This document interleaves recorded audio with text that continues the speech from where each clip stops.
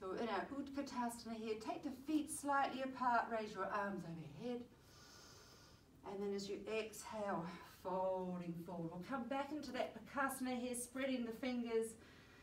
And then lift, coming high on both toes, bending the elbows, tucking the knees into the tricep shelf.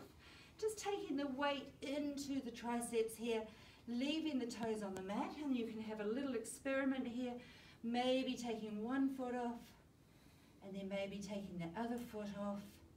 If you feel that you might be able to manage it, really grip down through fingertips, taking the weight into the tricep shelf, heels up towards sit bones. Inhale, really engaging pelvic floor. As you exhale, jump back into your chaturanga, untuck your toes, open your heart. Exhale, Adho Mukha. We'll come down onto our front now, bend the knees, slide into your Sphinx pose here, elbows underneath your shoulders. Whew. And just take the feet slightly apart, point the toes, lift the kneecaps. By lifting the kneecaps, you're squeezing your quads and really engaging in the right areas. So we're engaging our glutes, drawing in the lower abdomen. I want you to draw elbows back towards your feet, open the chest, draw the shoulder blades away. Keep breathing. And we'll just come up here into a little slightly deeper back bend. Slide the hands forward or shift them forward, lift the elbows up here. Keep pointing your toes, keep engaging the glutes, drawing in the lower abdomen, slide the shoulders away, and then draw the hands towards you if you feel you can go a little bit more deeply here. Take 3 breaths, 2, 3, beautiful. Drop elbows down, feet, knees together, arms or fingers alongside your rib cage. Draw back into child's pose, counteracting the back bend. Take 3 breaths, draw sit bones back to heels, press forehead down. 2, and 3. Coming down onto your front again. We'll come and take a nice little shoulder stretch here through the front of the shoulders. Take your arms overhead here. Really reach up with your arms, point your toes, feel length in the side body. And then as you exhale, draw the left arm out at 90 degrees. Shift back onto your left hip. Take the right arm behind and just bend the right knee here and open up. So you should feel a nice stretch through the front of the chest, the pectoral muscle. You can take the right arm behind, maybe tuck it in underneath the side left waist. Keep breathing. So you'll just have that right foot behind the back of the left knee. You're on your left ear. So really nice stretch through the front of the shoulder. One more breath in. And exhale, straighten the right leg. Press the right hand down just to support it as you come out. Just be very gentle here and then come onto the other side. So extend right arm out at 90 degrees. Bend the left knee. Gently roll onto the inside of the left shoulder. Resting on the right ear. Bend left knee. Foot behind right knee. Take left arm behind. Tuck it into the side waist, the right side. Take 3 breaths. 2, 3, beautiful. Take the left hand down, supporting you as you come out of the stretch, straighten the left leg. And then draw back again into your child's pose, fingertips alongside sternum. Draw sit bones to heel, stretch out the arms. And then move your hands over to the right hand side, placing left hand on top of your right. Take the knees out wide, you're back in your extended child's pose. Take a big stretch to the left side of the body. And as you exhale, move your hands over to the right, stacking the right hand on top of the left.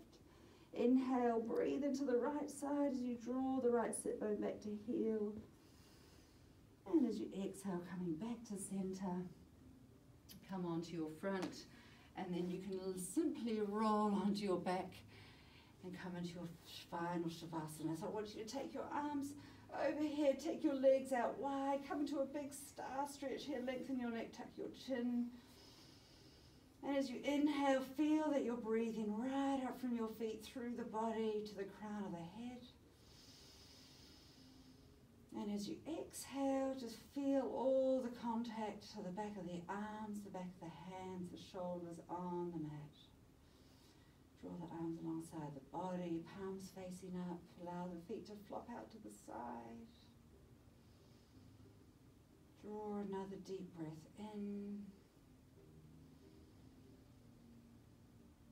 And resting your tongue in the roof of the mouth, take a slow, steady out breath. Just feeling the whole back body beginning to soften down. Finding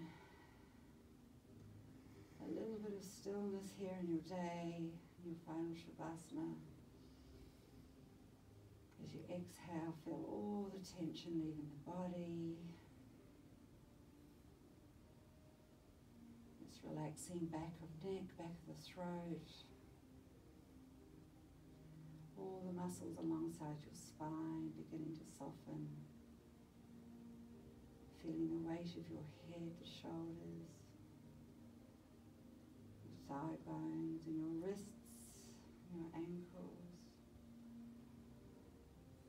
Feel whole front body integrating into back body. Find a nice, comfortable place. Follow your breath through your body. And then just allow any thoughts just to taper off now. You can rest here as long as you like. Take your time. The most important part of your practice is your final rest. So I'm just going to leave you here in your Shavasana, and I'm going to read my little excerpt from Michael Stone to see you through the rest of your day or your evening.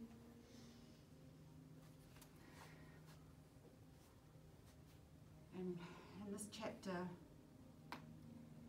Michael Stone talks about how in practice we are including rather than excluding. And we expend so much energy avoiding the way life actually unfolds. And most of the time we're not aware that we're doing this. And it's exhausting. So when we begin to see that there can be spaciousness where there was resistance, the contents of consciousness gain less of a purchase on us. So each time we make space, trust grows, and the more we trust reality, the more the mind's habits of aversion lose their footing. So trusting in this practice is a form of training the heart, and being interested in yoga is being interested in the heart and its opening. Our heart is not just a location or an intellectual place, but rather the greater part of us. And it has the ability to feel freedom within changing conditions. So in yoga terminology and physiology, the heart is bright and peaceful, but only because it is unstruck by the reality of change.